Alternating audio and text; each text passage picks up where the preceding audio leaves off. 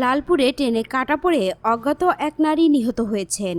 দর্শক, এ বিষয়ে বিস্তারিত থাকছে প্রতিবেদনে, তাই অনুরোধ করব ভিডিওটি না টেনে সম্পূর্ণ দেখার।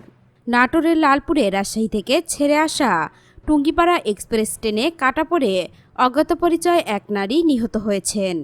শনিবার বিকেল 4:30টার দিকে উপজেলার আজিমনগর রেলওয়ে স্টেশনের কাছে কেন্দ্রীয় কবরস্থান গেট এলাকায় এ দুর্ঘটনা ঘটে। ঈশ্বরদী জিআরপি থানার ভারপ্রাপ্ত কর্মকর্তা ওসি মিহির ঘটনার সত্যতা নিশ্চিত করে বলেন, আজ বিকেল 4:30টার দিকে অজ্ঞাত পরিচয় ওই নারী রেল লাইন দিয়ে হেঁটে যাচ্ছিলেন। এ সময় আন্তনগর টুঙ্গিপাড়া এক্সপ্রেস ট্রেনে কাটা পড়ে ঘটনাস্থলেই তার মৃত্যু হয়।